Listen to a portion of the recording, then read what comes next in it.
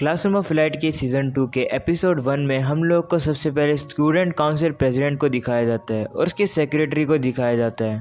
President की secretary उसको special test के रिजल्ट के बारे में बताती है जो कि आ चुका है और उसमें विनर है क्लास डी। तो प्रेसिडेंट मन ही मन में सोचने लग जाता है कि नेक्स्ट चैलेंज को आयनो कोजी कैसे क्लियर करेगा। अगले सीन में हमें वही शिप दिखाई जाती है जो कि हमें पिछले सीज़न में दिखाई जाती है। उसके बाद आयनो कोजी को दिखाया जाता है जो कि सोच रहा था अपने टीचर की बात कि उसने आयनो कोजी से कही थी कि आयनो कोजी के फादर ही आयनो कोजी को स्कूल से निकलवा देंगे। उसके बाद आयनो कोजी अपने रूम से बाहर आ जाता है। वो बाहर आके देखता है तो जितने भी बच्चे होते हैं वो सभी लोग स्विमिंग पूल में एंजॉय कर रहे होते हैं। उसके बाद होरिकिटा को दिखाया जाता है जो कि एक बुक पढ़ रही होती है। तभी वहाँ पर कुशिडा आ जाती है और उसे पूछने लग जाती है कि क्या वो एक रोमांस नोवेल पढ़ रही है। ये सभी चीज़ें आयनो कोजी ऊपर से देख रहा होता है कि सभी लोग अपने हॉलीडे को एंजॉय कर रहे हैं। तभी पीछे से हिराटा आता है और आयनो कोजी को उसके साथ लंच ज्वाइन करने के लिए कहता है और बताता है कि वो कारिजावा और बाकी सभी से भी मिलेगा, लेकिन आयनो कोजी उसको मना कर देता है। तो हिराटा कहता है कि क्या हो गया कि तुम और मैं ही चले फिर। इतने में आयनो कोजी कुछ बोलने वाला ही होता है। तभी हिराटा के पास कारुजावा आ जाती है। हिराटा कारुजावा से बात कर रहा होता है कि हम लोग आयनो कोजी को अपने साथ ज्वाइन कर सकते हैं या फिर नहीं। इतने में ही आयनो कोजी वहाँ से चले जाता है और एक अनाउंसमेंट होती है कि स्पेशल टेस्ट काफ़ी जल्दी होने वाले हैं। सभी स्टूडेंट को स्कूल की तरफ से एक ईमेल उनके फ़ोन में मिली होगी, तो उनको कहते हैं कि अपने फ़ोन को खोल के चेक करें इंस्ट्रक्शन को। तब होरिकिटा अपने मेल में देखती है जिसमें लिखा होता है कि सभी बच्चों को टाइम पर इंडिकेटेड रूम में आना होगा। तब आयनो कोजी को एक ईमेल आता है जिसमें कहा जाता है कि आयनो कोजी को रूम नंबर 504 में 6 बजे से पहले आना है। तो अब 6 बजे आयनो कोजी 504 रूम नंबर में आ जाता है। आयनो कोजी देखता है कि पहले से वहाँ पर 2 स्टूडेंट बैठे होते हैं और एक प्रोफेसर। एक स्टूडेंट जो कि क्लास 1D का है उसका नाम है सोतोमुरा और दूसरा जो कि क्लास 1D का ही है युकीमुरा। और क्लास 1 का एक टीचर जो कि उनका इंस्ट्रक्टर है माजिमा। वो आयनो कोजी से कहते कि एक पर्सन अभी आना रह रहा है, तब तक के लिए शांति से उनका वेट करो। तब वो उनका वेट करने लगते हैं। तब आयनो कोजी टाइम की तरफ देखता है तो 6:01 हो जाते हैं और उनकी लास्ट मेंबर होती है कारुजावा जो कि काफ़ी लेट आई है। तो वो हैरान हो जाती है। कारुजावा उनसे पूछती है कि तुम लोग यहाँ पर क्या कर रहे हो। इंस्ट्रक्टर उसको बोलता है कि तुम काफ़ी लेट हो गए हो, अपनी सीट ले लो। कारुजावा बैठने से पहले अपनी सीट को आयनो कोजी से साइड कर लेती है। तब आयनो कोजी मन में सोचने लगता है कि ये तो काफ़ी अपसेट लगती है मुझसे। तब टीचर कहते हैं कि मैं अब एक्सप्लेन करूंगा उस स्पेशल टेस्ट को जो तुम्हारा होने वाला है। तब इंस्ट्रक्टर उनको स्पेशल टेस्ट के बारे में बताने लगते हैं कि ये स्पेशल टेस्ट 8 ग्रुप्स के बीच में होने वाला है। सभी ग्रुप को प्लेनेट के नाम पे रखा जाएगा जो कि सोलर सिस्टम में 8 प्लेनेट होते हैं और उनकी जो टीम का नाम प्लेनेट के नाम पे ही रखा जाएगा। आयनो कोजी की टीम का नाम मार्स रखा गया है। तब इंस्ट्रक्टर बताते हैं कि उनके ग्रुप में अलग अलग क्लास के बच्चे होने वाले हैं जिसमें कि क्लास A, B और C के बच्चे होने वाले हैं। तो वो घबरा जाते हैं और पूछते हैं कि हम लोग एनिमीज हैं ना। तब आयनो कोजी कहते हैं कि हम लोग मेंबर ऑफ क्लास D की तरह नहीं एक्ट करने वाले हैं, हम लोग एक मार्स ग्रुप के ऊपर एक्ट करने वाले हैं जिसमें कि हम लोग दूसरी क्लास से नहीं एक ही ग्रुप से हैं। और जो एग्ज़ाम है वो 3 दिन तक चलेगा और डे 2 के बाद एक रेस्ट का दिन भी मिलेगा।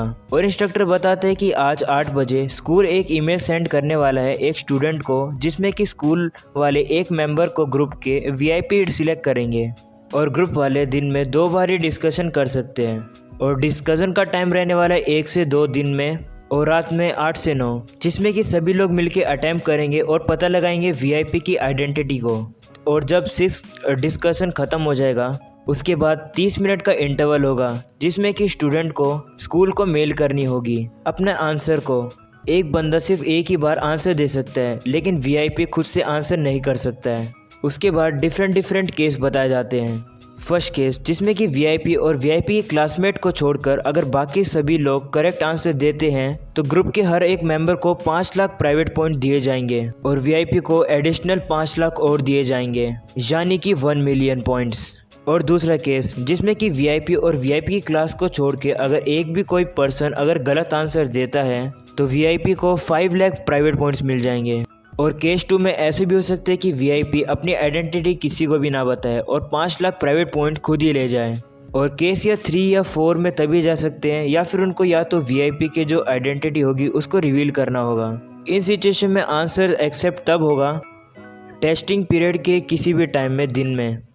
आंसर जो है वो 30 मिनट्स के बाद एक्सेप्ट किया जाएगा टेस्ट पीरियड के बाद। लेकिन अगर रॉन्ग आंसर देने पर पेनल्टी भी मिलेगी। और अगर वीआईपी की क्लासमेट या फिर क्लास वीआईपी को छोड़कर अगर कोई भी आंसर देता है टेस्ट पीरियड ख़त्म होने से पहले और अगर करेक्ट आंसर देता है तो उस स्टूडेंट की क्लास को 50 क्लास पॉइंट्स मिलेंगे। क्लास पॉइंट ना कि प्राइवेट पॉइंट। और जो करेक्ट आंसर देगा उसको मिलेंगे 5 लाख प्राइवेट पॉइंट्स। और अगर जो सही आंसर है वो वीआईपी के खुद की क्लास मेंबर से मिला उसको सही आंसर, तो जो आंसर है वो इनवैलिड माना जाएगा और टेस्ट कंटिन्यू होता रहेगा। और केस 4, जिसमें कि टेस्ट ख़त्म होने से पहले वीआईपी को छोड़कर अगर कोई भी जो स्टूडेंट है वो अगर आंसर देता है और वो आंसर गलत होता है तो उस स्टूडेंट की क्लास 50 पॉइंट्स लूज़ कर देगी और वीआईपी को 5 लाख प्राइवेट पॉइंट्स मिल जाएंगे और वीआईपी की क्लास को 50 क्लास पॉइंट्स मिल जाएंगे। और जिस मोमेंट पे जो आंसर वो गलत मिलेगा वो ग्रुप का टेस्ट ख़त्म हो जाएगा, यानी कि टेस्ट हो जाएगा फिनिश। स्टूडेंट को ये बात सुनने के बाद काफ़ी ज़्यादा कन्फ्यूज़न लग रही थी। तब इंस्ट्रक्टर बताते कि टेस्ट ख़त्म होने के बाद ही ग्रुप के रिज़ल्ट के बाद ही पता चलेगा कि जो क्लास वाइड जो पॉइंट के चेंजेस होंगे वह तब पता चलेंगे। और एग्ज़ाम ख़त्म होने के बाद जो वीआईपी की आइडेंटिटी होगी और वीआईपी की आइडेंटिटी को सॉल्व करने वाले की आइडेंटिटी किसी को भी नहीं बताई जाएगी। तब क्लास 1B की इचिनो से अपने ग्रुप से कहते कि वो अपनी वीआईपी की आइडेंटिटी बताएगी और जीत जाएगी। क्लास ए में कात्सुआगी एक बंदे को गलत आंसर देने को कह रहा होता है जिसमें कि वीआईपी कम से कम जीत जाएगा और उसको पॉइंट्स मिल जाएंगे। और क्लास सी काकेरू उस वीआईपी की जो आइडेंटिटी है उसको एक्सपोज करना चाहते हैं। आयानाकोजी वहाँ से बाहर आ जाता है और क्लास सी के प्लान को एनालाइज करने की कोशिश करता है और सभी प्रॉब्लम और इश्यूज़ को सोल्व करने की कोशिश कर रहा होता है। सुबह 8 बजे होरिकिटा और आयानाकोजी के पास सेम मैसेज आता है, जिसका मतलब है कि उनमें से वो दोनों में से कोई भी वीआईपी नहीं है, जिसमें कि आयानाकोजी कहते हैं कि हमारे ऑप्शन काफ़ी ज़्यादा रिड्यूस हो गए हैं। अब होरिकिटा आयानाकोजी से पूछती है कि तुम्हें क्या लगता है स्पेशल टेस्ट क्या है। आयानाकोजी कहते हैं कि ये तो वीआईपी के अप्रोच के ऊपर डिपेंड करता है, लेकिन मैंने दूसरे भी रास्ते निकाल रखे हैं अपनी जीत के लिए। जिसमें होरिकिटा कहती है कि वो हमेशा से इम्प्रेसिव रहा है आयानाकोजी, जिसमें कि आयानाकोजी भी कहते हैं कि वो भी आगे देखेगा कि वो अपने ग्रुप को कहाँ लेकर जाती है। तब वहाँ पे काकेरू अपने और 2 मेंबर के साथ वहाँ आ जाता है और होरिकिटा से पूछते हैं कि वो तो वीआईपी नहीं है, जिसमें कि होरिकिटा कहती है कि जैसे कि मैं तुम्हें बताऊँगी।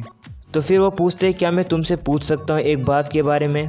तो वो होरिकिटा से पूछते हैं कि उसने डेजर्टेड आइलैंड टेस्ट को अपनी क्लास डी को कैसे जिताया, क्योंकि इबुकी की रिपोर्ट के अकॉर्डिंग होरिकिटा की तो तबीयत ख़राब थी और होरिकिटा ने तो कोई भी एक्शन नहीं लिए। जिसमें कि होरिकिटा कहती कि क्या मैं इतनी पागल दिखती हूँ कि तुम्हें कि मैं उसको दिखा दूंगी कि मैं इतनी वीक हूँ। जिसमें कि इबुकी कहती कि क्यों ना एक रिमैच हो जाए। तो काकेरू इबुकी को रोकता है और होरिकिटा से कहता है कि ऐसी कंडीशन में कुछ ही लोग हैं जो कि उसका सोल्यूशन निकाल के एग्जीक्यूट कर सकते हैं अपने प्लान को, लेकिन तुम जैसी लड़की मुझे नहीं लगता कि तुमने खुद से कुछ ऐसा कुछ किया है।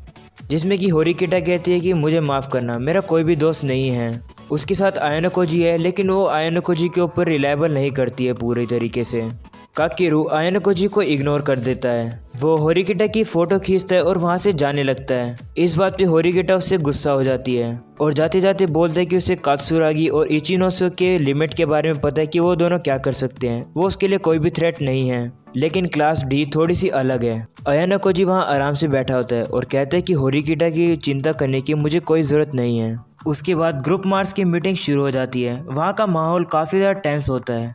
तब वहाँ इचिनो से सभी लोगों का अटेंशन पाकर उनकी लीडर बन जाती है। कोई भी बात को गौर नहीं करता, लेकिन आयानाकोजी गौर करता है और कहता है कि इचिनो से ने सभी लोगों को अटेंशन पाकर लीडर बन चुकी है।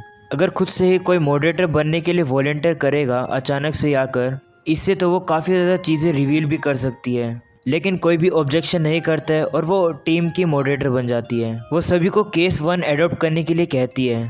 सभी इस बात से अप्रूव कर लेते हैं, लेकिन क्लास ए के जो स्टूडेंट होते हैं वो कहते हैं कि वो इस डिस्कशन से बाहर रहेंगे और वो इस बात से बचना चाहते हैं। और वो कहते हैं कि सारा प्रॉफिट वो वीआईपी को देना चाहते हैं। और वर्स्ट सिचुएशन जब होगी जब कोई वीआईपी के आइडेंटिटी को रिवील करके हम सभी लोगों को बिट्रे कर दे और अपने आप ही जो 5 लाख पॉइंट्स है वो खुद ही ले जाए, जिससे कि सिर्फ उसी का बेनिफिट होएगा। और क्लास ए वाले नहीं चाहते ऐसा हो, जिससे कि वो ग्रुप के साथ डिस्कशन करने से अलाउ नहीं करते हैं कि वीआईपी की आइडेंटिटी को रिवील किसी के सामने भी ना किया जाए। और गलत वीआईपी डिडक्ट करने से क्लास पॉइंट्स भी कम हो सकते हैं। अगर वो ऐसा ना करे तो किसी के भी क्लास पॉइंट्स कम नहीं होंगे। जिसमें कि आयानाकोजी शांति से बैठा सोच रहा होता है वीआईपी के बारे में कि एक ग्रुप में कितने वीआईपी हो सकते हैं। तब इचिनो से क्लास ए से कहती है कि उनका पॉइंट काफ़ी ज़्यादा अच्छा है, लेकिन इसको पूरा करना काफ़ी मुश्किल है, ये ईजी नहीं है और सभी के ऊपर ट्रस्ट करना काफ़ी ज़्यादा मुश्किल है। लेकिन क्लास ए वाले कहते हैं कि जो क्लास ए के जो मेंबर है उन सभी के बीच में ट्रस्ट एग्जिस्ट करता है और इसलिए वो डिस्कशन में शांत रहेंगे और जो वीआईपी है उसको सारा प्रॉफिट लेने देंगे। लेकिन इचिनो से माचिड़ा के जो स्ट्रेटजी होती है उसको समझ जाती है कि ये सारी स्ट्रेटजी क्लास ए की है और वो जो छोटी क्लास है वो उसके ऊपर दबाव पड़ाना चाह रहे हैं और उनका कहना है कि उनकी जो क्लास है वो हमेशा ऊपर रहेगी और जितनी भी क्लास होगी वो उनको कभी भी पीछा नहीं कर पाएगी, उनकी क्लास को वो कभी भी हरा नहीं पाएगी दूसरी क्लास से। लेकिन इचिनो से ऐसा नहीं करने देगी उन्हें। वो क्लास बी को सेक्रीफाइस करके क्लास डी और क्लास सी को 5 लाख एक्स्ट्रा प्राइवेट पॉइंट दिलाना चाहती है ताकि क्लास ए वालों को कभी भी ज़्यादा बेनिफिट ना हो, जिससे कि वो क्लास ए को और भी ज़्यादा जीतने से आगे नहीं निकलने देंगे क्योंकि वीआईपी है उनकी क्लास में भी तो हो सकता है, तो क्लास ए के लिए तो और भी ज़्यादा बेनिफिट हो जाएगा, जिसपे कि बाकी सभी लोग भी एग्री करते हैं। जिसमें कि आयानो जी वहाँ बैठा होता है और कहता है कि सभी क्लास ने अलग अलग अपने प्लान बना रखे हैं और सभी लोग को बेनिफिट चाहते हैं। क्लास बी ने इस बारे में एडवांस में डिस्कशन कर रखा होगा पहले से ही, इसलिए क्लास ए वाले गुस्सा होकर कहते हैं कि वो डिस्कशन में पार्टिसिपेट नहीं करेंगे।